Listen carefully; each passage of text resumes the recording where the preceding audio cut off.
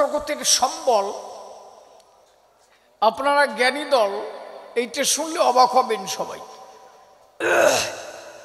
তখনকার দিনে এই ক্যামেরা, আজকে এখানে কবি গান গাচ্ছি, এত ভিডিও হচ্ছে, ইউটিউব চলছে, তখন কিন্তু একটা মোবাইলও ছিল না, আর ওই ক্যামেরাও এত ঘন ঘন ক্যামেরা করে পাওয়া যেত না। আর অনুন্নত সম্প্রদায়ের মধ্যে তো এগুলো কোনোভাবেই দেখা সম্ভবই ছিল না। এই যে পূর্ণব্রহ্ম শ্রী শ্রী হরিচাঁদ ঠাকুরের রূপটা কি, তারে দেখতে কেমন ছিল, তাকে দেখতে কেমন ছিল, কি অবস্থায়, এই প্রথম চিত্র যিনি তুলে ধরেছিলেন তিনি কিন্তু শ্রীমৎ ভক্ত শিরোমণি হরিপাল। আমরা যে ছবিটাকে দেখি, ঠাকুরের যে ছবিটা দেখে আমরা প্রণাম করি তার পায়ে, এই ছবিটা প্রথম কিন্তু হরিপালই অঙ্কন করে দেয়। যখন এই ছবিটা অঙ্কন করলো, গুরুচাঁদ ঠাকুর বলল, এইটি আমার বাবা, তুমি যদি এনাকে দেখে থাকো এইটি আমার বাবা, তোমার রক্ষা করেছে। কারণ এই ছবিটা প্রথম হরিপালই অঙ্কন করেছে, তারপরের থেকে এই ছবিটা কিন্তু আমরা পাই। সেটা যেই যাই হোক, যে সমাজেরই মানুষ হোক, এই ছবিটা দেখা মাত্র তার ভাবা উচিত আজকে হরিপালের জন্য আমরা এই ছবিটা দেখতে পারি। এই ছবিটা কেউ কিন্তু কোনোদিন তুলে রাখে নাই, প্রথম হরিপাল। তাহলে যেখানে যত জায়গায় ঠাকুরের ছবিতে পুজো হচ্ছে, প্রথম এই রূপটাকে তুলে ধরেছে ভক্ত হরিপাল। তাহলে মতুয়া জগতে তার একটা কৃতিত্ব মানে বিরাট ব্যাপার নাকি, বিরাট বিষয়। আর আমি দেখেছি তাই ওনার ভাবাদর্শে যারা চলে, শুধু পালেরা হলে হবে কি বিশ্ব তলে, ভক্ত হলে তার কাছে আর কোনো জাতাজাতি নাই, তারে ভক্ত হিসাবে চেনে সবাই। তিন করিও তাকে প্রণাম করেছে পায়, অক্ষয় চক্রবর্তীও প্রণাম দিয়েছে পায়, গিয়ে তারক গোসাই তাও কোলাকুলি দেয়। তার কাছে তো পাল আর মণ্ডল কেনা বিশ্বাসকে চক্রবর্তী এগুলো কিন্তু নাই। ভক্ত হলে ভক্তকে জড়ায় ধরে ভক্ত প্রেমালিঙ্গন দেয়। এই জন্য হরিপালকে খালি পাল বলে যে পাল কয়জনের সম্পত্তি এইটা নয়, সে মতুয়া সমাজের সকলের অধিকার, অন্তত হরিপালের উপর। বিশেষ করে এই কমিটি দেখা যায় না, এইখানে দেখি তাই, আর দু এক জায়গা আছে কিনা আমার এখনো জানা নাই, যে ভক্ত হরিপালের নামে এইভাবে কমিটি করে কেউ অনুষ্ঠান করে। বাবা হরিচাঁদের কাছে আমরা প্রার্থনা রাখি, সবাই প্রার্থনা রাখবেন, দিনের দিনে এই কমিটি যেন আরও বৃহৎ হয়, এই অনুষ্ঠান বৃহৎ থেকে আরও বৃহতে পরিণত হয়। এবছর যত ভক্ত হয়েছে, দিন যত যাবে এ যেন আরও বাড়ে, ঠাকুর যেন নিজ হাতে বইটা ধরে এই অনুষ্ঠানটাকে কন্ট্রোল করে, তিনি যেন সহায় থেকে একে আরো দিনের দিনে বৃহৎ করে। জয় জয় শান্তি হরি প্রেমানন্দে হরি হরি বল, হরি হরি বল, হরি বল, হরি বল, হরি বল।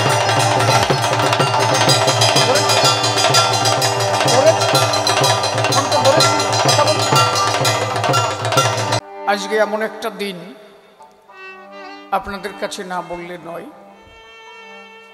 মতুয়া জগতে প্রথমত হরিচাঁদ ঠাকুর এবং গুরুচাঁদ ঠাকুর, হরিগুরুচাঁদ দুজনে ভগবান, পরবর্তীতে মহামানব যে কয়জন, মতুয়া জগতে সবার কৃপা যার উপরে হয়েছিল বরিশন, তিনি হচ্ছেন গোসাই তারকচাঁদ। মতুয়ার প্রত্যেকটা ভক্ত, যারা ভক্ত শিরোমণি, তারা সবাই তারককে পূর্ণভাবে কৃপা দান করেছিল। মৃত্যুঞ্জয় গোসাই বলেন, দশরথ বলেন, গোলক পাগল বলেন, গোলক পাগল যখন দেহত্যাগ করলেন, ওনার মুখের থেকে একটা জ্যোতি বেরিয়ে গেল, সেই জ্যোতিটা গিয়ে তারকের অঙ্গ স্পর্শ করল, পরবর্তীতে ওই জ্যোতি গিয়ে মহানন্দে মিশে গেল। যখন শ্রী শ্রী হরিলীলামৃত গ্রন্থ তারক গোসাই লিখবে না, মৃত্যুঞ্জয় গোসাই বলল, যা আমি তোরে পূর্ণ আশীর্বাদ দান করলাম। দশরথ বলল, তোর তোর গুরুদেব তোরে যা দিল আমিও দিলাম তাই, তোর ভয় নাই, লেখ। 24 বছর গ্রন্থ লেখে নাই। 24 বছর পরে গোলক পাগল এসে নরসিংহ রূপ ধরে নাগ বিদীর্ণ করে দাঁড়াইছে, মানে বুকের উপরে, চিরা দেব তোরে, গ্রন্থ লিখবি কিনা? বলে আমার মতো অধমের দ্বারা হবে না। বলে শোন, পদ্মফুল তো পাকেই ফোটে, ভালো জায়গা ফোটে না, তোর দ্বারাই হবে, আমি গোলক বলছি, লেখা শুরু কর, আমি পূর্ণ আশীর্বাদ দান করলাম তোরে। তাহলে দশরথ দিল, মৃত্যুঞ্জয় দিল, গোলক পাগল দিল। যে লোচন গোস্বামী 7 বছর পর্যন্ত তারক গোসার বাড়িতে ছিল, লোচন গোসাই পূর্ণভাবে আশীর্বাদ করল। এবং হীরামন পাগলা একদিন তারক গোসার বুকের উপরে বাঁ পা তুলে দিল, পাখানা তুলে দিয়ে একটা টান দিয়ে বলল, যা, তোর জীবনে যা, আমি সব নিলাম, পূর্ণ শক্তি তোরে দান করলাম। তার মানে মূল শিরোমণি ভক্ত যে কয়জন, সবাই তারকের প্রতি পূর্ণ আশীর্বাদ করেছিল অর্পণ। আজকে এই মার্গশীর্ষ অমাবস্যাতে তারক গোসাই এসেছিল এই ভুবন, আজকে তারক গোসার জন্মদিন। আমি কথাটা কেন বললাম? এই অমাবস্যাতে, সেদিন ছিল মার্গশীর্ষ শনিবার। এই যে আমরা বার নিয়ে ফাজলামি করি না, শনিবারে জন্মালি ভালো হয় না, এই রবিবারে হয় না, আর আমার তারক জন্মাইছে অমাবস্যার ভিতরে শনিবারে। আর এই সমাজে যদি অমাবস্যায় কেউ মরে, কয় যে 3 পোয়া দোষ গেছে গাড়ে, কথা ঠিক কিনা? আর আমার তারক জন্ম নিয়েছে অমাবস্যা শনিবারের ভিতরে। আর বিশ্ব পৃথিবীতে যদি শ্রেষ্ঠ কবি কেউ হয়, কবি শ্রেষ্ঠ, মহান কবি শ্রেষ্ঠ, খালি শ্রেষ্ঠ নয়, মহান কবি সম্রাট, একজনকে কবি সম্রাট বলা হয়েছিল, তিনি হচ্ছেন কবিবার রাজেন্দ্র পাগল। কারণ তারক গোসাইকে সেইভাবে তখন রিসার্চ করা হয়নি। যেহেতু তারক গোসাই হরিগুরু চাঁদের ধর্ম প্রচার করতেন, অনন্য কবি আল্লাহ কোনোভাবেই তারক গোসাইকে ভালো চোখে কোনোদিন দেখে নাই। নইলে মাত্র 16 ইয়ার্স, 16 বছর বয়স, তখন থেকে তারক গোসাই কবি গায়। আমার কথা বোঝা যাচ্ছে কি? একটা ছেলে 16 বছরে কবি গান করে, একটা 16 বছরে বাচ্চা দাঁড় করায় দেন, দি কয়েকখান শাস্ত্র সে পড়তে পারে। মাত্র 6-7 বছরের ভিতরে তারক গোসাই 12 বছরে বাবা মারা যায়।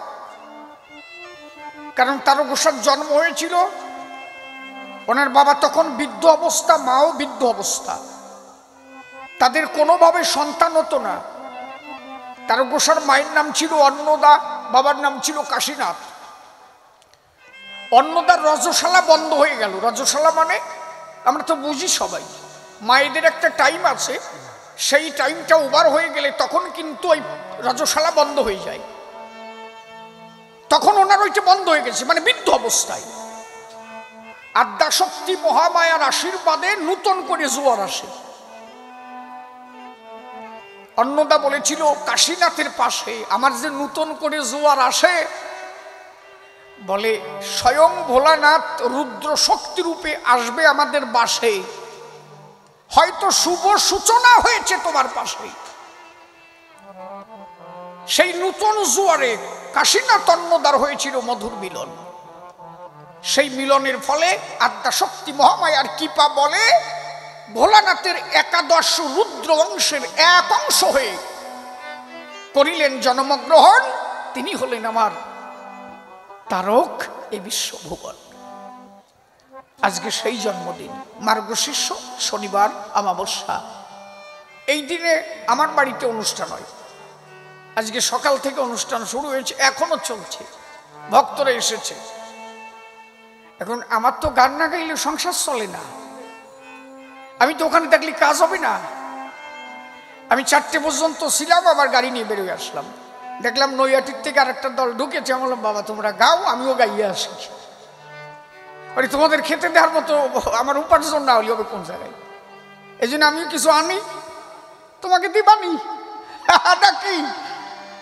আজকে সেই দিন তারক গোসাইর জন্মদিন, তাহলে আমাদের সবার উচিত আজকে তারক গোসাই যদি এ জগতে না আসতো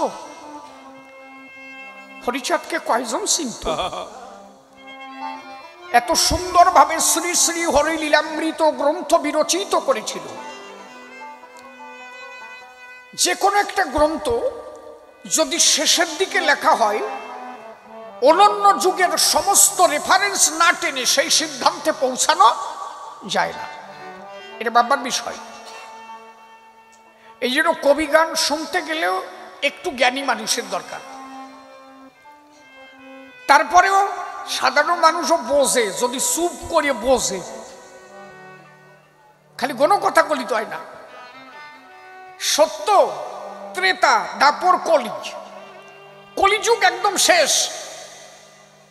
তাহলে সত্য যুগে ভগবানের প্রমাণ দিতে গেলে অত রেফারেন্সের দরকার নাই, উনি প্রথম। তখন ত্রেতা যুগে তারে ভগবান মানাতে গেলে সত্য যুগের বই কয়খান পড়লে হয়ে যায়, তাই তো? যে সত্যের পরে ত্রেতাই আসছে। এইবার দাপর যুগের ভগবানকে প্রতিষ্ঠিত করতে গেলে সত্য ত্রেতা এই দুটো গ্রন্থ পড়তে হবে। তাহলে আমি দাপরের সেই মানুষ যে এই মানুষ, আমি তার রেফারেন্স দিয়ে প্রতিষ্ঠিত করতে পারবো। কলিতে মহাপ্রভু আসলো, পরে হরিচাঁদ। এইবার হরিচাঁদকে ভগবান প্রতিষ্ঠিত করতে গেলে 4 যুগের যত বই আছে সব তার অধ্যয়ন করতে হবে। কথা বোঝা যাচ্ছে তো? আপনি লীলামৃত পড়ে দেখবেন, এমন এমন রেফারেন্স এমন ভাবে তারক গোসাই টেনেছে, তাতে বোঝা যায় যে এ পর্যন্ত যত গ্রন্থ সব গ্রন্থ তারক মুখস্থ করে ফেলেছে, নইলে অত বড় সিদ্ধান্ত সে দিতে পারে না। একটা জায়গা তারক গোসাই সংকেতে একটা কথা বলেছে, আমি গণপতির একদিন বলছিলাম, গণপতি এই যে এইটুকু একটা কথা করছে জানো, এইটুক কথা নিয়ে যদি আলোচনা করি সারা রাত কাটিয়ে যাবে। এত জায়গা বাহ্য বলে লাঠি নিলি কেন? সন্ন্যাসে তোর কি বা প্রয়োজন? খালি এইটুক কথা, ওই যে বাহ্যটুক বলেছে। আপনি দেখবেন যেখানে তারক গোসার লীলামৃতের যেখানে ওই যে করঙ্গের মালা এবং হাতে যে সোটা, ওই চ্যাপ্টারটা পড়বেন, একটা জায়গা দেখবেন ছোট্ট করে লেখা আছে যে এত জায়গায় নিত্যানন্দ বলছে মহাপ্রভুকে, এত জায়গা বাহ্য বলে লাঠি নিলি কেন? আমিও বললাম যে এই বাহ্য শব্দের অর্থ তুমি জানো, এইটুক লেখলো কেন? প্রভু কয়ে পলশলোক সাধ্যের নির্ণয়, রায় কহে স্বধর্ম আচরণে বিষ্ণু ভক্তি হয়। প্রভু বললেন এহ বাহ্য আগে কহোয়ার, রায় বলে কৃষ্ণ কর্মার্পণে সাধ্যসার। প্রভু বললেন এহ বাহ্য আগে কহোয়ার, রায় বললেন জ্ঞান মিশ্রা ভক্তি সাধ্যসার। প্রভু বললেন এহ বাহ্য আগে কহোয়ার, রায় বললেন জ্ঞান শূন্য ভক্তি সাধ্যসার। প্রভু বললেন এবার হয় আগে কহোয়ার। খালি ওইটুক বাহ্য দিয়ে গেছে। চৈতন্য চরিতামৃতের অর্ধেকটাই শেষ করেছে খালি ওই বাহ্য কথাটুকু বলে। আপনি পুঙ্খানুপুঙ্খভাবে চৈতন্য চরিতামৃত যদি পড়ে থাকেন তাহলে ওই বাহ্যটার মীমাংসা আপনি বুঝতে পারবেন যে ওইটুক বাহ্য কেন করল। মহাপ্রভু বলতে চাইল যিনি প্রকৃত ভক্ত হন তিনি কখনো সমস্ত কর্ম কৃষ্ণতে অর্পণ করে না, এটা বাহ্য। যিনি প্রকৃত ভক্ত হবেন তারে পাবেন, তিনি কখনো জ্ঞান যুক্ত হতে পারবে না। জ্ঞান থাকতে ভক্তি থাকতে তারে পাবে না। জ্ঞানও থাকবে ভক্তিও থাকবে, তারে দেখা পাওয়া যাবে না, একান্ত ভাবে তারে পাওয়া যাবে না। এই জন্য বলছে জ্ঞান মিশ্রা ভক্তি সাধ্যসার। প্রভু বলছে বাহ্য। বলছে কৃষ্ণে কর্মার্পণে এই সাধ্যসার। প্রভু বলছে বাহ্য। বলে যদি কেউ ভক্ত হয় সমস্ত কর্ম কৃষ্ণকে অর্পণ করে না। বলে স্বধর্ম আচরণে বিষ্ণু ভক্তি হয়। প্রভু বললেন এও বাহ্য। হয় দিল কোন জায়গায়? বললো যেখানে গেলে জ্ঞান শূন্য ভক্তি সাধ্য সার। প্রভু বললো এবার হয় আগে কহ। আর কোন জায়গা গেলে হয়? যেখানে গেলে কোনো জ্ঞান আর নাই, জ্ঞান শূন্য ভক্তি সেইখানে গেলে তার হয় ঈশ্বর প্রাপ্তি। কথা বোঝা যাচ্ছে কি? এটা লিখলো কে? কৃষ্ণদাস কবিরাজ গোস্বামী, চৈতন্য চরিতামৃতে। তার গোসাই তাই বললো, সব জায়গায় বাহ্য বলিয়ে লাঠি নিলি কেন? এই তুই যে বাহ্য বললি এগুলোতে ঈশ্বর প্রাপ্তি হয় না, তার লাঠি ধরলি কেন? যেখানে জ্ঞান শূন্য ভক্তি সেখানে গেলে যদি হয় তাহলে তো লাঠি ধরার কথা নয়। মানুষ একবার যদি জ্ঞান শূন্য হয়ে যায় টিপাটিপি আর থাকে? হ্যাঁ, ও লাঠি ধরাধরি থাকে? সন্ন্যাসীর কর্মের মধ্যে ঐশ্বর্যের ধর্ম, যারা সন্ন্যাস নেয় এদের মধ্যে ঐশ্বর্যের ধর্ম। সন্ন্যাসের ন্যাসী যোগ ঐশ্বর্যের কর্ম। ভক্ত পক্ষে সন্ন্যাস ঘৃণিত কারণ। তার গোসাই লিখেছে পরিষ্কার, ভক্ত পক্ষে সন্ন্যাস ঘৃণিত কারণ, তার লেশ বেশ কেন করিলি ধারণ। ভক্তের কাছে সন্ন্যাস হচ্ছে ঘৃণা। ভক্ত পক্ষে সন্ন্যাস ঘৃণিত কারণ, তার লেশ বেশ কেন করিলি ধারণ। ব্রহ্মত্বে সাযুজ্য মুক্তি, হরিভক্তের দণ্ড, হরিনামে পাপ ক্ষয় কহে কোন বন্ড। মুক্তিকে যে শ্রেষ্ঠ করে ভক্তি নাহি সে নে, হরিনামে পাপ ক্ষয় তারা ইহা মানে। হরিনামে যে পাপ ক্ষয় হয় এ মানে কারা? যারা ভক্তি চেনে না, খালি মুক্তির আশায় আসে। আমি মুক্তি পাবো, হরিবল, এই একবার হরিবল কলাম কাজ হয়ে গেছে, শালা স্বর্গে যাবো, এই কটা ভাবে যে হরিনামে পাপ ক্ষয়। আর তারক লিখেছে, মুক্তিকে যে তুচ্ছ করে, মুক্তি চায় না, মুক্তিকে যে তুচ্ছ করে ভক্তি করে সার, পুণ্যকে না দেয় স্থান পাপ কোন ছাড়। বলে ভক্ত হয়ে গেলে সে আর মুক্তির আশা করে না, সে শুধু কানতে ভালোবাসে, সে ভক্তি দ্বারা তাকে আস্বাদন করে, সে আর কিছু চায় না। তো তার কাছে কোনো পুণ্য আর নাই, পুণ্যকে সে চায় না, পাপ তো দূরের কথা। সে অনুষ্ঠানে যাবে, মহোৎসব করবে, হরিনাম করবে, কখনো সে পুণ্যের আশা করে না। সে কি চায় জানো? আমি অনন্ত দুঃখে থাকি তাতে দুঃখ নাই, তুমি হরি সুখে থাকো আমি এইটুকু ভিক্ষা চাই। সে কোনো পুণ্যের আশা করে না, তো সে মুক্তির আশা করে না, আমি স্বর্গে যাব না, না আমি নরকে যেতেও রাজি যদি তুমি ভালো থাকো। এটা হচ্ছে মতুয়াদের চাওয়া। এত সোজা? একটা মতুয়া খুঁজে পাওয়া যায় নাকি? একখান মতুয়া খুঁজে পাবা নাকি বাছাই করে? এই পাকা মতুয়া কয়টা আমরা ওই দলে আছি কত? এই মুক্তিকে যে শ্রেষ্ঠ ভাবে ভক্তি নাহি চেনে, হরিনামে পাপ ক্ষয় তারা ইহা মানে। এরা হরিনাম করে পাপ ছাড়াতে। আর মুক্তিকে যে তুচ্ছ করে ভক্তি করে সার, পুণ্যকে না দেয় স্থান পাপ কোন ছাড়। যারা পুণ্যকেই জায়গা দেয় না। তারপরে লিখলেন, হরিনামে প্রেম প্রাপ্ত সাধুদের বাণী, প্রেমরূপ আল্লাদিনী রাধা ঠাকুরানী।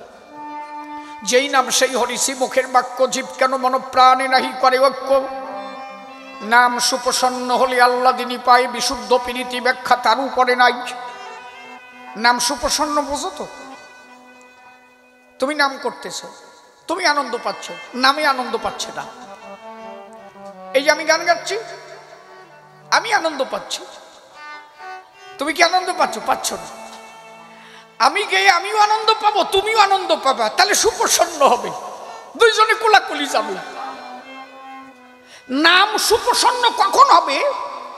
আমি নাম করতে করতে আমি আনন্দ পাচ্ছি, কিন্তু নাম আনন্দ পাচ্ছে না। কিন্তু নাম করতে করতে যখন আমিও আনন্দ পাবো, ভিতরে নামও আনন্দ পাবে, সেদিন খুলে যাবে, সেই দিন শান্তি হরির।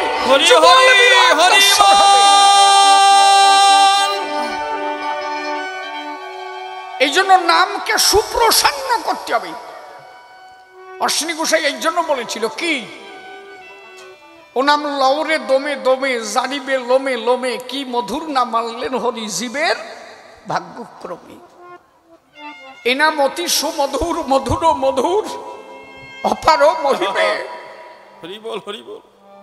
নামে জগত মাতিল, বাকি নাহি রহিল, মধুর হরি নামে কি মধুর নাম আনলেন হরি, জীবের ভাগ্যক্রমে। অনব্রত হরি নাম করতে নাম লওয়ারে দমে দমে, প্রত্যেকটা দমে দমে নাম লিতে হয়। 21,620 বরে এই হাওয়া কল যাওয়া আসা করে। কেউ যদি প্রত্যেকটা দমের ঘরে হরিনাম করিতে পারে, একবার নাম সুপ্রসন্ন হয়ে গেলে কুণ্ডলিনী জাগ্রত হতে পারে। মতুয়াদের অন্য কোনো সাধন ভজন নাই, আমি বলে গেলাম। যদি কোনো গোসাই এসে বলে তাই দমের ঘরে টান দাও, কবা তুমি বাদ যাও, এ মতুয়া না। মতুয়া শুধু একটাই ধর্ম, কলিজীবের দিতে পারের পথ, ওরাকান্দি সহজ সরল মঠ, পথের পরে হরিনামের রথ। এক হরিনাম ছাড়া মতুয়াদের আর কোনো সাধন ভজন নাই। কথা শুনে রাখো, এই ভয় ফাজিল গিরি বাদ দাও, ওগুলো বইটা গিরিবন্দি আগে ছিল, ওই করে দেশের সর্বনাশ ঘটালো। পরের বিধবার সাথে ওই ভজন করতে যাইয়া মাইয়া ছেলে জন্ম দিয়া ধর্ম নষ্ট করে দিল। এসব আর হবে না। কয় যে আমরা নারীর কাছে যাই ভজন করি, কোনো সুন্দর যে কি করে ও আমরা জানি, তোমরা কি করো আমরা জানি।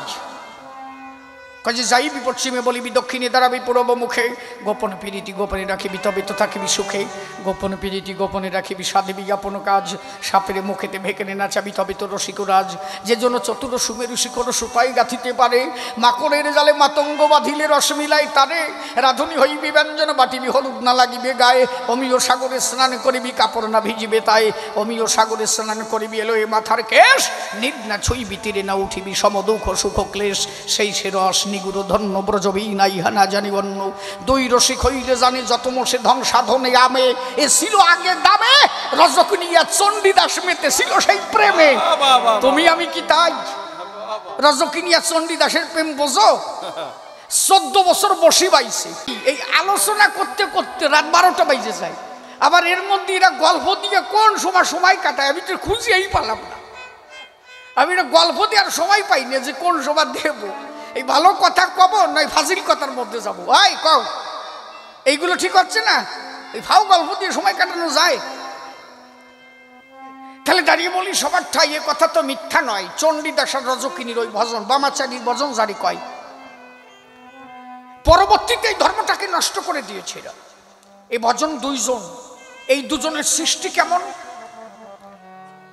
রাসমঞ্চ দর্শন করতে গিয়েছিলেন স্বয়ং ভোলা পঞ্চানন দর্শন করতে গেল। রাসের অধিকারী কারা হয়? অশ্বিনী গোসাই লিখেছে, মনে আমার বড় অভিলাষ সহস্র কুঞ্জেতে সাজাবো মহারাস, হবে শান্তি হরি রূপে প্রকাশ, এ রূপে করেন যদি রাসবিহার, মনে এক বাঞ্ছা ছিল ঘটল না আমার। আমি যে কথাগুলো বলছি বোঝা যাচ্ছে কি? কি রাস? রাস কারে কয়? একজনে দেই যে রাস ব্যাখ্যা করতেছে কীর্তন নিয়ে, সে কেটা আমি জানি, বলছে রয়াকারের রাত ধন্তিনীশ্বর রাস, মাঝখানে আকার দিয়ে কি যে আকাম ঘটাইছে, রসের মধ্যে বিভেদ সৃষ্টি হয়েছে, জম্বের রাস বুঝিছে। ওই আকারের মাঝে বুঝলো রসের মধ্যে আকার, তবে রসের ধরে আকার। রস হচ্ছে পিতৃসত্তা বিন্দু, এই বিন্দু সত্তাকে ধরে রাখতে রাখতে একসময় আকার ধরে। প্রতিনিয়ত কেউ যদি যায় নারীর দ্বারে, তার দাঁতু যায় পাতলা হইয়া, এটা জলের মতো ফ্যান ফ্যানাইয়ে ভরে, এটা পরিষ্কার কথা শুনে যাও। আর ওইটাকে যদি কেউ আটকায় রাখতে পারে, 3 মাস পরে যদি কেউ যায় নারীর দ্বারে, দেখবা কতটুকু ঘনীভূত হয়েছে তোমার শরীরের ভিতরে, হয় কি না? কথা প্র্যাকটিক্যালি করছি, যাও নাই নাকি? 2-1 যাও নাই, তা গিটি জুল দিবা না, এরা আকাঠার মতো বসে রয়েছে ছাতা, মনে হয় যে মোটে যাও নাই। ও আমি জানি কয়জন হ্যাঁ লবি কথা ছাতা, তুইও তো ওই দলের একজন কথা কোষ। তাহলে পিতৃসত্তা বিন্দু সত্তা জলের মতন, ওরে যদি ধরে রাখো মনের মতন, যত ধরবা তত আকার গঠন হবে। আখের রস জলের মতো থাকে, জাল দিলে গুড় হয়, গুড়টাকে আবার রিফাইন করলে চিনি হয়, চিনিটাকে রিফাইন করলে মিশ্রি হয়, মিশ্রিকে রিফাইন করে সেটা মিশ্রি পায়। এই যত ধরে রাখবা তত আকার ধরবে। অখণ্ড একটা চন্দ্র উদয় হবে। সহস্রাতে যখন পূর্ণ চন্দ্রের উদয় হয়, এই জন্য বলেছে মনে আমার বড় অভিলাষ, এইটাকে বলে সহস্রাত। আমি সহস্রাতে মিলাবো চাঁদের বাজার, চাঁদে চাঁদে বাজার হবে। এক বিন্দু পিতৃসত্তা নারীর কাছে করলে ক্ষয়, তাতে 4 থেকে 5 কোটি শুক্র কীট থাকে রে ভাই। এই শুক্র কীটগুলো যখন নক্ষত্রের মতো হয়, এই জন্য শ্রীঘোষাই লিখেছিলেন কি, ভক্তগণ হইয়া তারা আমার হরিচাঁদকে ঘিরে সবে দাঁড়াবে তারা, সেই রূপে দিয়ে নয়ন তারা, আনন্দের রূপরসে খেলবো সাঁতার, মনে এক বাঞ্ছা ছিল ঘটল না আমার। কয়বার তারা লেখছে দেখছো? এগুলো ভালো করে বুঝতে হবে তো। 3 বার তারা লেখছে। ভক্তগণ হইয়া তারা, এ তারা মানে অনেকজন, ভক্তগণ হইয়া তারা, তারা কয়জন কনে গেল কয় না, এই অনেক কয়জন। ভক্তগণ হইয়া তারা হরিচাঁদকে ঘিরে সবে দাঁড়াবে তারা, হরিচাঁদকে ঘিরে এইবার দাঁড়াবে তারা। এই তারা মানে হচ্ছে নক্ষত্র। পিতৃসত্তা বিন্দুকে ধরে রাখলে প্রথমত জলের মধ্যে থাকে শুক্র কীট অবস্থায়, এটাকে যত ধরে রাখে আস্তে আস্তে একটা নক্ষত্রের মতো হয়, এর পাওয়ার বাড়ে। এই জন্য সাধকের কাছে গেলে যদি কারো ছেলে মেয়ে না হয়, সাধকে বলে তাই 1 বছর ব্রহ্মচর্য পালন করবা। কেন? ওইটাকে ধরে রাখবা, আস্তে আস্তে তোমার শুক্র কীটটা একটু পাওয়ারফুল হবে নাকি, তাই কয় তো সাধকে দেয় না। এই 6 মাস দুইজনে আকাম করবি না, দুইজনে 2 খাটে থাকবি, 6 মাস পরে যাবি। এর মানে কি, ওই যে তোর মধ্যে যেটা আছে আস্তে আস্তে বাড়বে, ওর মধ্যে সুপ্রিম পাওয়ার হবে, 6 মাস পরে একবার যাবি, ওইটা শর্ট করে ধরে বসবে। কথা বোঝো, বুঝেছিস? এই জন্য বলছে ভক্তগণ হইয়া তারা হরিচাঁদকে ঘিরে দাঁড়াবে তারা, মানে এরা নক্ষত্রের মতো হবে, সেই রূপে দিয়ে নয়ন তারা। এই যে নয়ন, এর আর এক তারা পাই ভিতরে, তাহলে 3টে তারা। এটাকে যত রসকে যে যত ধরে রাখে, রসের আকার যদি ধরে, সে রাসের অধিকারী হতে পারে। কথা বুঝিস? এটা পরিষ্কার। ওই যে রাত 12টার সময় যাই নাচ দিয়ে আসলাম, রাস দিয়ে আইছি, কি যে রাস বোঝেও নি, বাড়ি এসে 2 জন রাসে গাই জুড়িছে, রাস দিয়ে আইছে বাড়ি। যে রাস দেখার পরে ভোলানাথ নিজে জট 2টো দিয়েছিল, সেরে রাধার পায়ে একটা, কৃষ্ণের পায়ে। আমি কেন আলোচনা করছি, বিষয়টা বুঝবার তো। একটা জট ছিঁড়ে দিল রাধার পায়ে, আর একটা জট ছিঁড়ে গেল কৃষ্ণের পায়ে। 2টো জট লাফালাফি শুরু করে দেয়। যে ছিল রাধার পায়ে, ভোলানাথ বলল তাই তুই হবি রজকিনী, আর তুই যে কৃষ্ণের পায়ে তুই হবি চণ্ডীদাস। এই রাস রস তত্ত্ব যা কলিতে বিলাবিতা। এদের জন্ম কোন জায়গায়? খালি খালি চণ্ডীদাস 14 বছর বর্ষি বাইছে একটা পানের খিলি দিয়া। ও ল্যাঠা মাছে কি খায়? অন্য মাছ তো দূরের কথা, ল্যাঠা মাছ তো হাবাইতে মাছ। ও কেঁচো দেও আর আটা দেও, ও যা পাবে তাই খাবে, তাই পানের খিলি খায় না। কোন মাছে পানের খিলি খায় তাই পাও? চণ্ডীদাস বসিতে পানের খিলি দিয়ে 14 বছর বসি বাইছে। ওই খিলির ছাতা বাইসিয়ে বেড়ায় 14 বছর ধরে বাদশার অপর ঘাটে রজকিনী কাপড় কাছে। 14 বছর পরে একদিন রজকিনী বলছে চণ্ডী ঠাকুরের দ্বারে, ও ঠাকুর বসি তো বাউ বারে বারে, মাছও তো একটাও দেখি না, ঠক কি মানে? চণ্ডীদাস কয় 14 বছর পরে আজকে কেবল একটা ঠকক দিয়েছে। কি প্রেম বোঝো? 1 মাসের মধ্যে নেটাই ঘাটাই আর গোষ্ঠী শ্রাদ্ধ করে ফেলা, ব্যাপারটা কি? আর 14 বছরে কেবল বসিতে একটা ঠক মারছে। রজকিনী একদিন জ্যোৎস্না রাত্রে দাঁড়ায় আছে, চণ্ডীদাস যে জড়ায় ধরছে। রজকিনী বলছে দাঁড়াও। জড়ায় ধরলে কেন? বলে জ্যোৎস্নার চন্দ্রের আলো তোমার বুকের উপরে পড়লো, কি সুন্দর দেখা গেল, ঠিক থাকা যায়?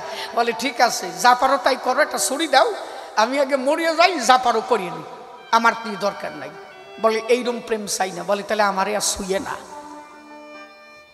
কি প্রেম বুঝেছ? রসের আকার ধরাইছে তারা। 2 জনে কবু হয় নাই মধুর মিলন। এই প্রেমের শিরোমণি তারা 2 জন।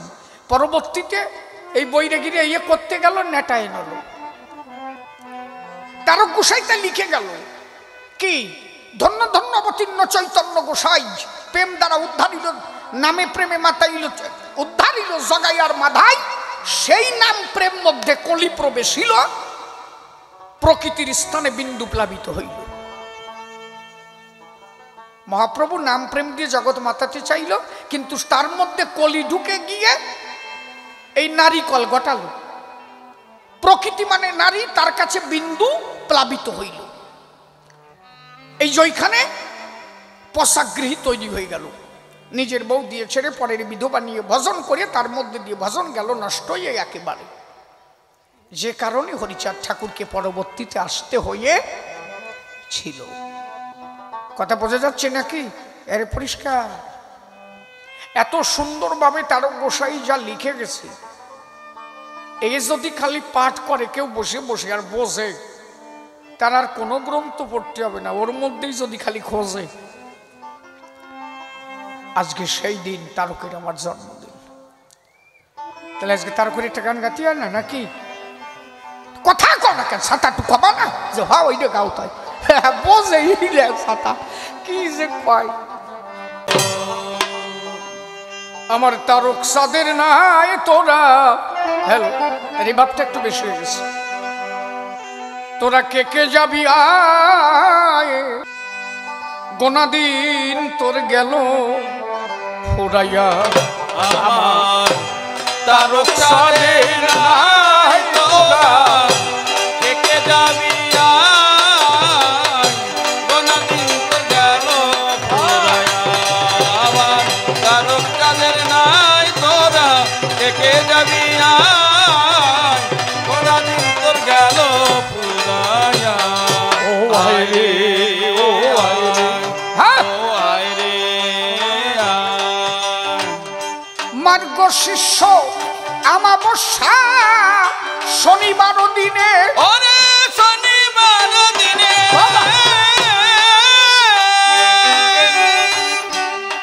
ও মনরে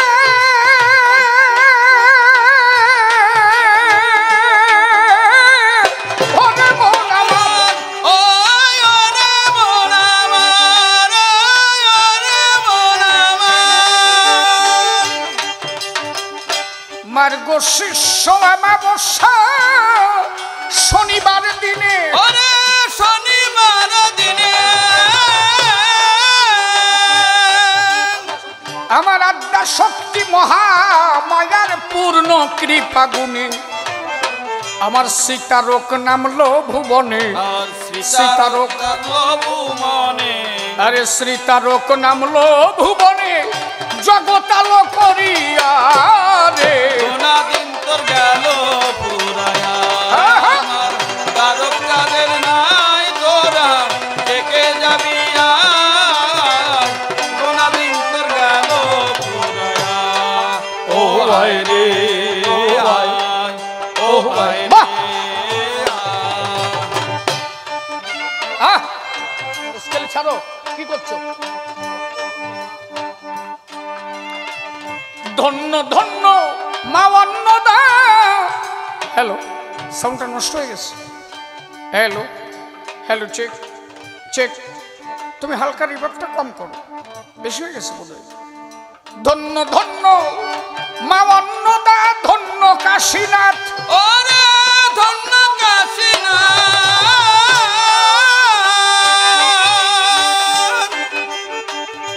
ও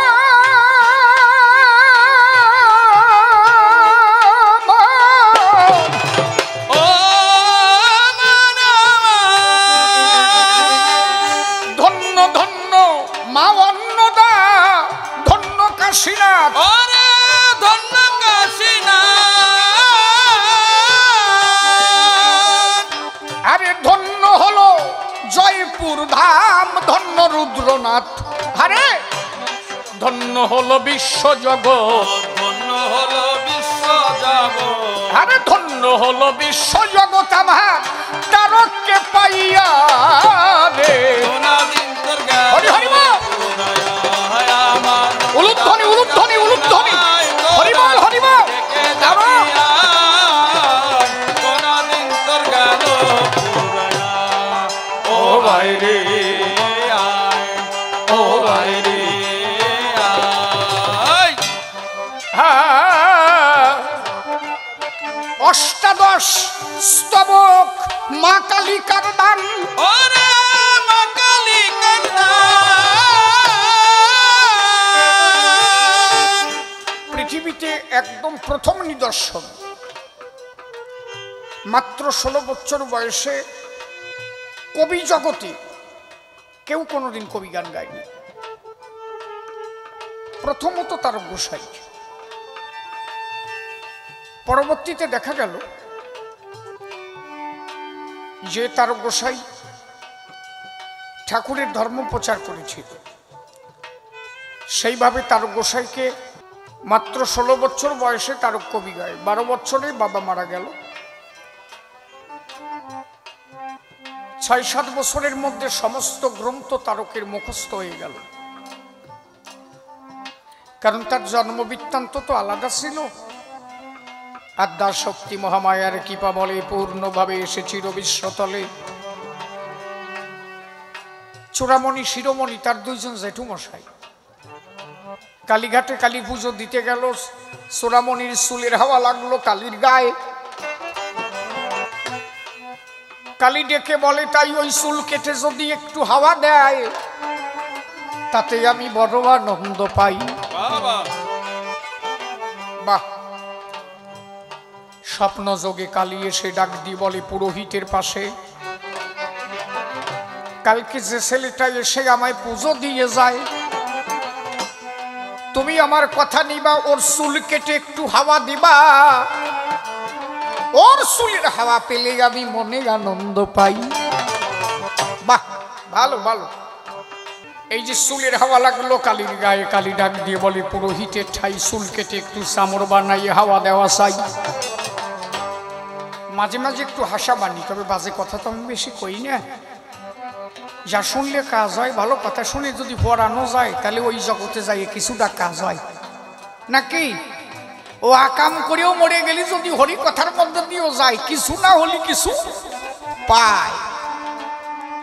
এই জন্য বাজে কথা বলে দরকার নাই। কি কইছে তারক গোসাই, আমারে আদরিয়া যদি কেউ করে কুকর্ম, তবুও মনে রাখি সয় মহাধর্ম। এই একটা কথা মনে রাখবা, আমারে ভালোবেসে মানে আমারে আদরিয়া যদি কেউ কুকর্ম করে, সেই কর্ম মহাধর্ম হয়। আর আমারে অনাদরে কেউ যদি ভালো কর্ম করে, সেটা কুকর্ম হয়। এই চরিত্র, এই জন্য ভালোবাসো তারে। যদিও ব্যবসা করে শয়তানি করে 2 টাকা আনিছো কারো দাঁড়িয়ে, আনতে যাইয়ে না, কাজ তো মোটে ভালো না। যদিও আনিয়ে ফেলা, ওটা নিজে খাইয়ে না, ঠাউনি কম আনিয়ে ফেলাইছি, তোমার দিলাম আমিও খাবো না, নিজে খাতে যাইয়ে না। ঠাকুর বলেছে তাই সদা সত্য পথে চলা চাই। ওই চুলের হাওয়া কালীকে দিতে হবে। পুরোহিত গিয়ে চূড়ামণির কাছে বলল, চূড়ামণি শিরোমণি ওরা থাকে কুমারটলি, কলকাতা কুমারটলির পাশে ভাড়া ঘরে থাকতো। আর যে থানায় চাকরি করতো, ওই থানার নাম ছিল কাতোয়ালি থানা। 2 ভাই দারোগার চাকরি করত। কালী চুল চাইল, চূড়ামণি বলল কি দাদা এ চাকরি আমি করবো না, এ কালীঘাটে আমি থাকবো না। বলে কেন? বলে চাকরি ছাড়িয়ে দেবো, কিন্তু তবু চুল আমি দেবো না। কি লোক বুঝিস, দারোগার চাকরি ছাড়িয়ে দিয়ে বাড়ি যাচ্ছে, চুল দেবে না বলি। এইরকম লোক আছে। নৌকা করে নদী পথে যাচ্ছে, নৌকার মধ্যে বিশুচিকা শুরু হয়ে গেছে। বিশুচিকা মানে প্রায় কলেরার কায়দা, যারে হাগা আর বমি কয়। বাংলাদেশে একটা প্রবাদ বাক্য আছে, 1 বার হাগা 2 বার বমি থাকলো তো জাগা জমি। কি ঠিক কিনা? ওই যে মরক দত্ত, এক সাইকে সাফ হওয়া দত্ত। এখন ওই নৌকার মধ্যে শিরোমণি দেখে, তাই খড়গ নিয়ে কালী দাঁড়ায় আছে। শিরোমণি চূড়ামণিকে বলছে, ভাই আসলে তো রোগ না, চল চুল টুক দিয়ে আসে। এই কালী দেখ খড়গ নিয়ে দাঁড়ায় রয়েছে, ওই রোগও পাদাইছে। বলে ঠিক আছে চল যাই। মরিয়া যায় যায়। শিরোমণি বলে তাই পরানি যদি বাড়ে যায়, অ্যান্টিনাও কি হলো তাই?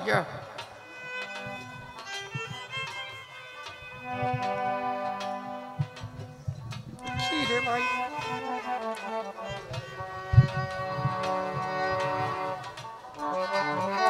ঠিক আছে, মানে সোরামণি যায় যায় না, ঠিক আছে গেলে আমি গোজ মারিয়ে দিবানি, তুমি যাও। হরি বল হরি বল।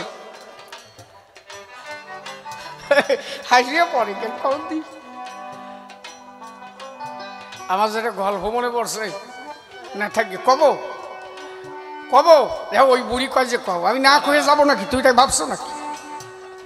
ও কলিও কব না কলিও কব, আমার মনে পড়ে গেছে। আমি একবার উড়িষ্যায় গানে গেলাম,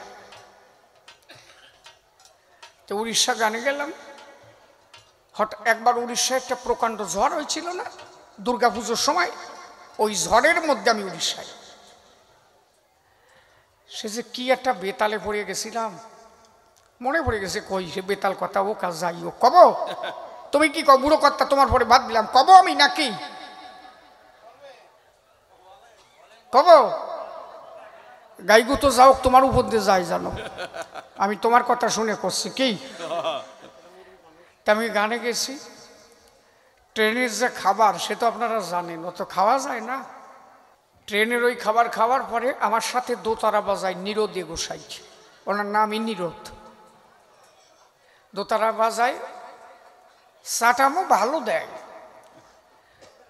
তো ট্রেনে গেছি, এমন পরিস্থিতি, ও ট্রেন থেকে নামার পরে ডাক দিয়ে বলছে, আমার দাদা আমার পরিস্থিতি ভালো না। কেন বলে, আমার হাগায় সাপ দিছে। আমি বললাম তো চলে আইসি আর অল্প একটু দূর, তুই তো ট্রেনেও পায়খানা বাথরুম আছে, হাগিয়ে আসতে পারতি। কয় যে ওই সময় চাপ দেয়, নামার পরেই গাই দিয়েছে। আসলে বেতালে পড়ে গেছি। আমি তাড়াতাড়ি কমিটির কাছে যেয়ে বললাম, দাদা পায়খানা বাথরুম কোন জায়গায়?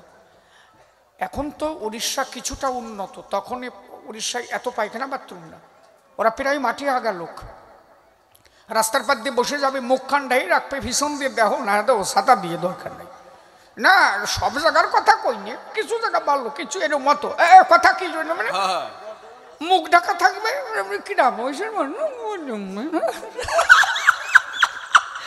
সে যে কি একটা কোয়াল, কোন শালা হাঁকবে ওইভাবে আমাকে, হয় কও এ হবে আমাকে তো ওইভাবে আগা স্বভাব নাই। কমিটির বললাম তাই বলো এখন কোন জায়গা যাই, ও কমিটি বললো ও সব হবে না, একটা কাজ করো গিয়া, আমাদের এখানে পায়খানা বাথরুম নাই, ওই মাঠের মধ্যে একটা পুকুর আছে, আমরা ওই পুকুর পাড়ে বসি সবাই, প্রেমের বাতাস খাই, ওখান দিয়ে আগে বাড়ি আসি, অসুবিধা নাই। ও দৌড়ে গেল, যাইয়ে দেখেছে সবাই পার্সপত্র নিয়ে বসে গেছে। ও আবার এসে কয়েছে, দাদা এই জায়গা হাঁকবো কিভাবে, হাগার কায়দাই নাই। তাহলে কেন কয় যে হাগা ওনার নিচেই যাচ্ছে না, আবার উপরে গুতোচ্ছে, ওনার কথা বুঝিস নাই। আমি বললাম তা কি করা যায়, বলে দাদা একটা কোদাল টোদাল আনো, অন্তত আমরা ছোট্ট করে একটু খুঁজে পেলাইছি, রেডিমেড পায়খানা জারি কয়, আগে আমরা তালপাতা দিয়ে চারিপাশে ঘিরিয়ে দিতাম, মাঝখানে এক কষা ফেলাই দিতাম, তার উপরে বসে হাঁকতাম, কথা ঠিক তো? বলে সেইরকম একটা বানাই, কোদাল একটা নিয়ে গেল, সেইভাবে 2 কোপ দিল, চারিপাশে তালপাতা দিয়ে মাঝখানে কষা দিয়ে প্রায় কমপ্লিট। আর কোদাল কোপাচ্ছে তো পেটের চাপ পড়েছে, ও কয় যে দাদা আর হবে না, লোক থাকলেও আমি এবার পারবো, পরিস্থিতি খারাপ। আমি বলে তাহলে কাজ কর, ওই পুকুরের জলের বাড়ি দিতে দিতে তলা একটু ঢুকে গেছে, ফাড়িটা উঁচু হয়ে গেছে, তলায় বালি ক্ষয় হয়ে গেছে, ভিতরে ঢুকে, আমরা ওই ভিতরে যে বসে পড়, উপর দিয়ে ডাল হয়ে গেছে, তুই তলায় যা, কেউ দেখবে না। ওই ভিতরে যে ঢুকিছে, আমরা কয়েকজন ওই কোদাল দিয়ে বানাচ্ছি, ও যে সোজা বইছে, ওই সোজা এক মাইয়ে ছেলে বসে ওর গাড়ির উপরে মারিছে। সে যে কি পরিস্থিতি রে, ও দেখি যে ওই মাল মাথায় নিয়ে উঠিছে, দেখ ওই বুড়ি কি রস পাইছে, চাইয়ে দেখ। ও আবার বলে, তাই দাদা কার শাড়ি যে কি হয়েছে, দেখছে মাথায় নিয়ে উঠিছে।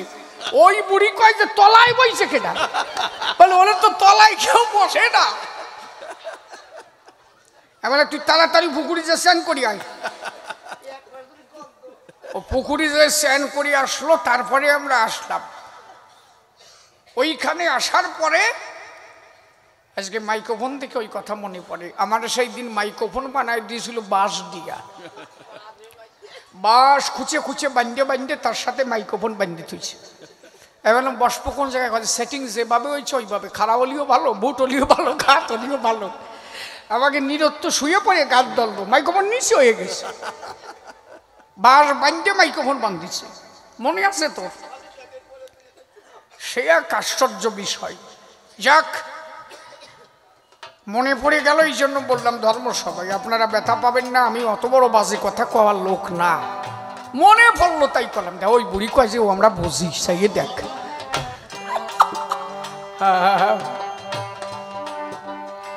এই যে চূড়ামণি শিরোমণি, নৌকায় এসে চূড়ামণি চুল কেটে দিল কালীর পায়ে, রোগ সেরে গেল, চূড়ামণি ভালো হয়ে গেল।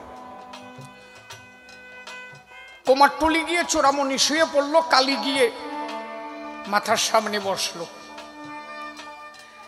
বলে তুই তো আমারে কিছু দিলি, আমি তোরে কিছু দিতে চাই। বলে কি দিবি? বলে আমি তোর ঘরে কন্যা হয়ে যাব। বলে মাইয়ে মানুষ আমি নেব না, তোর মতো কালী তারা মাইয়ে নেব, পরে যে কয় লাখ টাকা খরচারে বিয়ে দেবো সাথে আমি পারবো না। বলে যদি ছেলে হয়ে যাই, বলে আমাদের বংশে ছেলে নাই, যদি একটা ছেলে পাই তোরে নিয়ে যাই। বলে যা, আমার স্বামীর রুদ্র অংশের এক অংশ তোরের বাড়ি যাবে। বলে কার ঘরে যাবে? বলে আমার নাম কালী, এর অর্ধ অক্ষর যার মধ্যে রবে সেই ঘরে যাবে। কয়াকার লয় রশ্মি কালী, আর কয়াকার ছয় রশ্মি কাশী, তাই তো?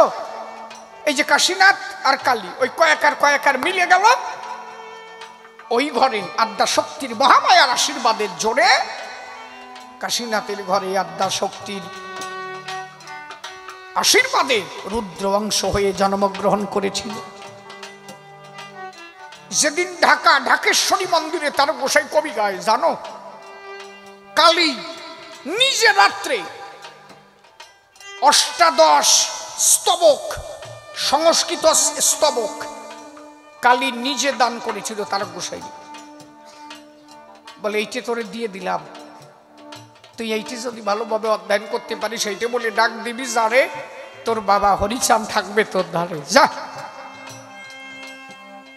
স্বয়ং কালী যারে অষ্টাদশ স্তবক দান করেছিল,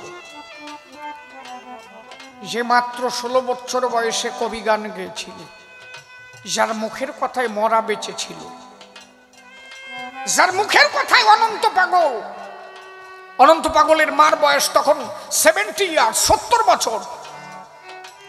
তার গোসাই ওই বাড়িতে খেতে গেল, অনন্ত পাগলের মা বৃদ্ধ অবস্থা, 70 বছর, অনন্ত পাগলের বাবার বয়স তখন 80 বছর। প্রণাম দিয়ে তারকের পায়ে ডাক দিয়ে বলে, ওই মায় আর বেশি দিন বাঁচবো না তারক, কখন যেন চলে যাই, আর তোর সাথে দেখা হয় কিনা।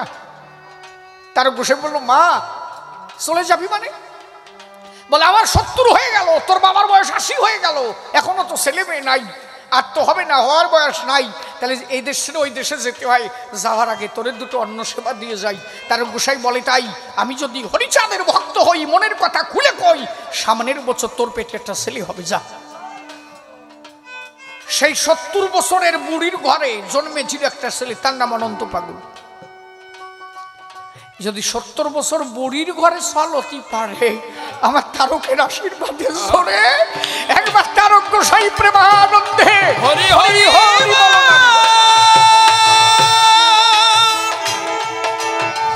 হরি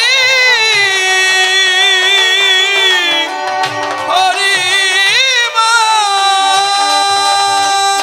হরি অষ্টাদশ স্তবক মা কালিকার দান,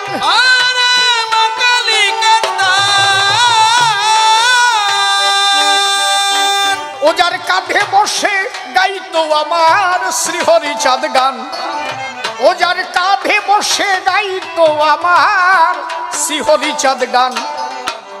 হরিলীলামৃত মহাসংকীর্তন, হরিলীলামৃত মহাসংকীর্তন আমার তারক চাঁদ লিখিয়া রে।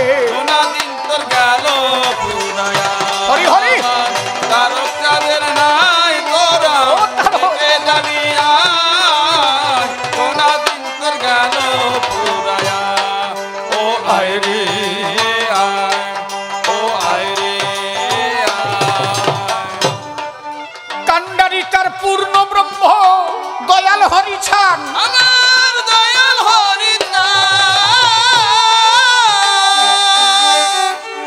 একটা ঘটনা তারকের বলি নাকি? ওনার কথা যত বলি তত ভালো লাগে। তো ডাকেশ্বরী যেদিন কবি গানে গেল, বাবা হরিচাঁদের কাছে আসলো, বাবা কি আমার কার সাথে গান জানো? কার সাথে? বলে সবচেয়ে বড় কবি, বয়সে কবি। কে রে?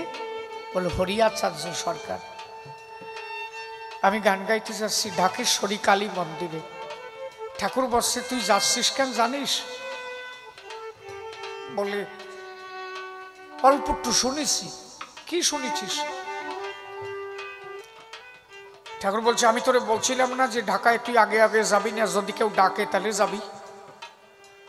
বলে তুই কি জানিস ওই পুরোহিত্রে রাত্রে কালী কইছে তোর গান শুনবে, তাই তোরে বায়না দিছে। তোরে কি খালি খালি বায়না দিছে? কালী তোর গান শুনবে তাই ওরা বায়না দিয়ে গেছে। বলে হ্যাঁ আমিও টেরম শুনেছি। বলে ও সব জানি না, কালী শুনবে না কেনা শুনবে ও আমি জানি না। গান হরিয়াচার্যের সাথে আমি কি করবানে তুমি তাই কও।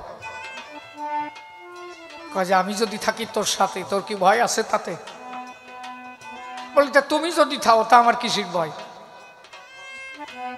বলে আমি তো ছোট্ট একটা ছেলে, আর উনি পূর্ণ বয়স্ক কবির জগতে বিদগ্ধ পণ্ডিত। আমার যদিও লাগে ভয়, আর তুমি যদি দেও অভয় থাকো আমার মাথায়, তাহলে তারকের আর কোনো ভয় নাই।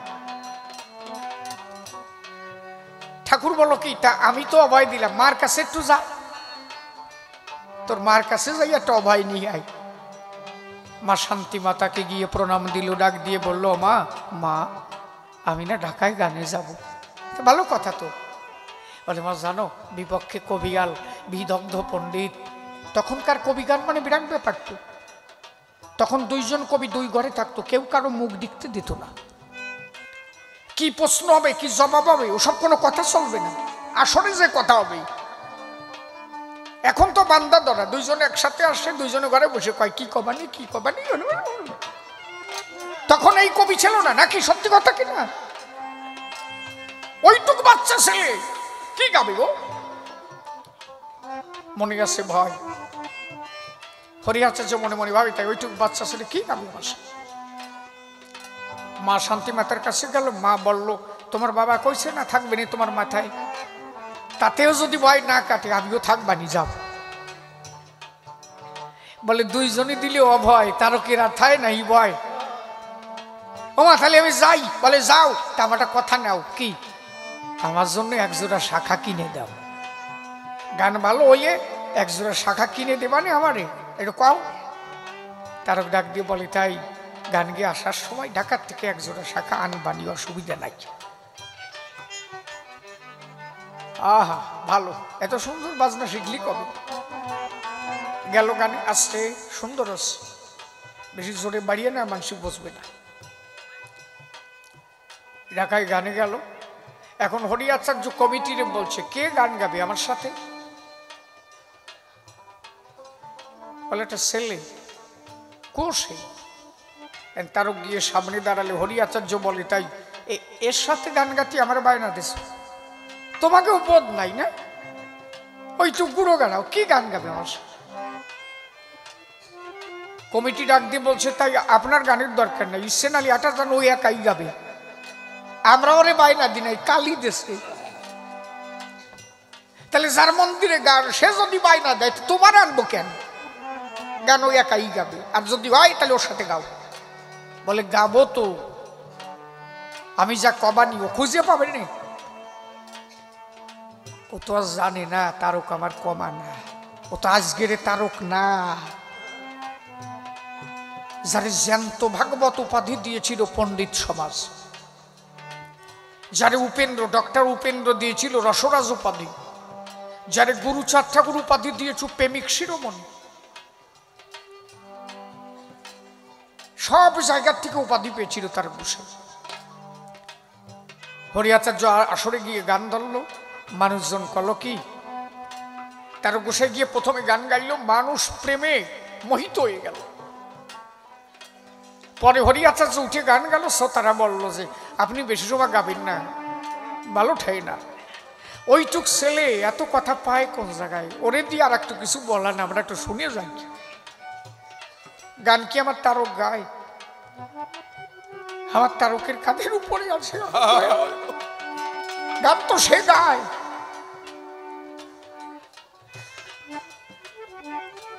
তারক গান হয়ে গেল, আসর থেকে নেমে গেল। হরি আচার্য বলল কি, এই কে থাকে রে তোর কাছে?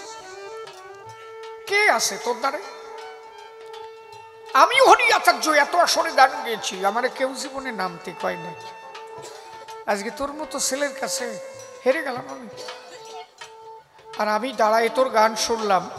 আমি জীবনে যে আলোচনা শুনি নাই সেই আলোচনা তোর কাছে পাই। কে তোর সাথে গান গায়? আমি জীবনে এত ভালো কথা শুনি নাই।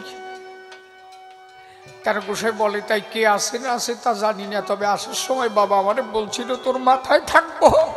মা শান্তি মাতা বলেছিল তোর কাছে থাকবো, ভয় নাই ভয় নাই।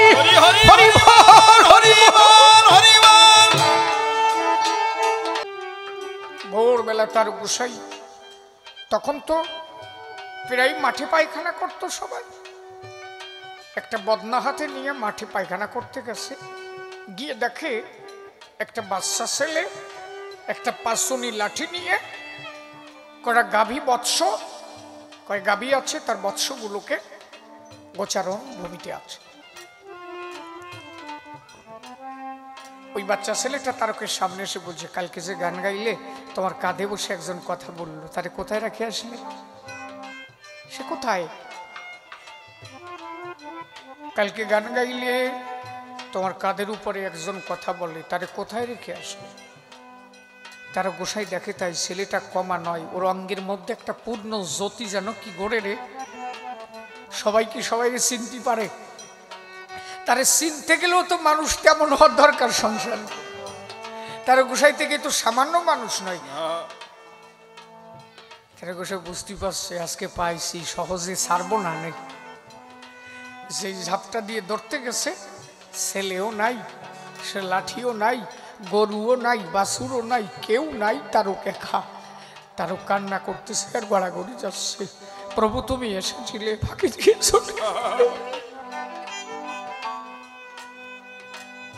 কানতে কানতে একজোড়া শাখা কিনে নিয়ে ওরা কান্দি ঢুকলো। ওই যে ঢাকাতে কান্না শুরু হলো। প্রেম এত সহজ নাকি? বাবার কাছে গিয়ে সেই দাঁড়ালো। বাবা জিজ্ঞাসা করছে, মাঠের মধ্যে একটা ছেলে দাঁড়ালো, কয়টা গাভী ছিল আর কয়টা বাছুর ছিল, ছেলেটার হাতে একটা পাঁচুনি নাঠি ছিল, তা জড়াই ধরতে গেলে কোন জায়গা গেল? এই কথার পরে তারকা থাকতে পারে, টান টান হয়ে পড়ে গেল ঠাকুরের চরণ পরে। ঠাকুর বলে, তাই তারক সব খবরও জানি, কিন্তু তোর কাছে শুনি, তোর মুখে শুনে যে কি আনন্দ পাই, তাই তোর কাছে বারে বারে তোর ওই হরি কথা শুনি, মনে আনন্দ পাই।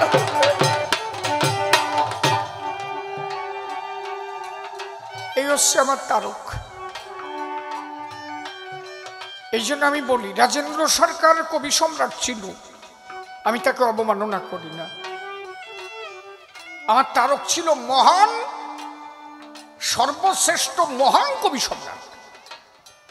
বিশ্ব পৃথিবীতে ওনার উপরে আর কোন কবি হয় না। কবি চূড়ামণি, কবি শিরোমণি, কবি রসরাজ। আপনি ভাবতে পারেন কবি সমাজে একজন কবি দেখাতে পারেন যে ভাগবত মুখস্থ আকারে বলেন? তারক গোসাই প্রথম থেকে শেষ পর্যন্ত ভাগবত মুখস্থ বলেছিলেন।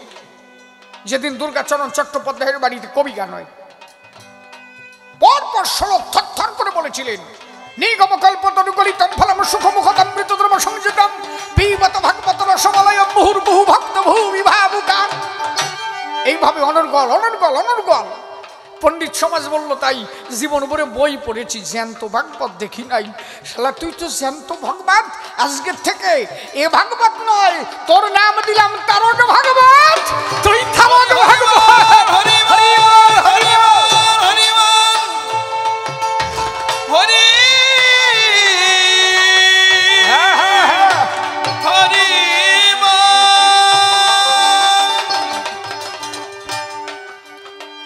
হচ্ছে আমার তার গোসাই। তাই আমার গান কান্ডারিতা পূর্ণ ব্রহ্ম দয়াল হরিচান, আমার দয়াল হরিচান। ও যার কাঁধে বসে ওরে মহানন্দ মৃত্যুঞ্জয় হীরা দশরথ লোচন, তারা পূর্ণ শক্তি করলো অর্পণ, পূর্ণ শক্তি করলো অর্জন, তারা পূর্ণ শক্তি করলো অর্পণ। তারকসার দেখিয়া রে না দিন তোর গেল পুরায়া, আমার তারক চাঁদের নাই তোরা দেখে যাবি না দিন তোর গেল পুরায়া। ও আয় রে আয়, ও আয় রে আয়। সর্বশ্রেষ্ঠ কবি আমার তারকসাদ গোসাই, আমার তারক চাঁদ গোসাই।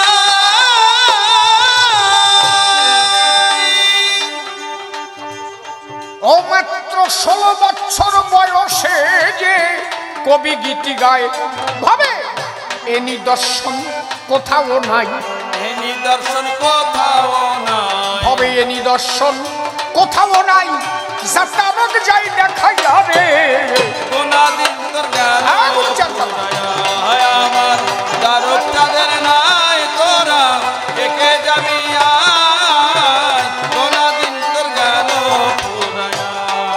ও আয় রে আয়, ও আয় রে আয়। ও কত বোবা লোকে কথা বলে অন্ধে দেখতে পায়, ওরে অন্ধে দেখতে পাই,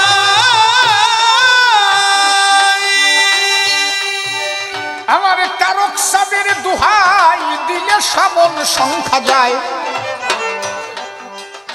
আমার অশ্বিনীও লিখেছে তাই, অশ্বিনীও লিখেছে তাই।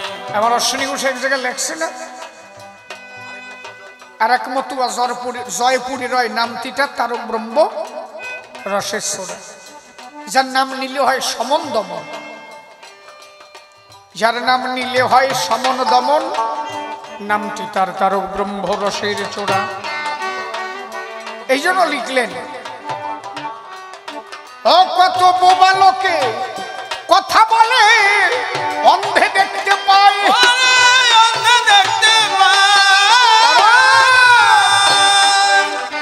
আমার তারক সাদের দুহাই দিলে সমন সংখ্যা যায়, ও কত মরা দেহে প্রাণ ফিরে পায়, মারা দেহে প্রাণ ফিরে পাই, আরে মরা দেহে প্রাণ ফিরে পায়, আমার তারকের কি পারে কোনা দিন তোর গেল পুরায়া, আমার তারক চাঁদের নাই তোরা দেখে যাবি আয়, কোনা দিন তোর গেল পুরায়া। ও আয় রে আয়, ও আয় রে আয়। ও কত দুঃখী তাপি তোরে গেল আমার তারকের দয়ায়, আমার তারকের দোয়ায়,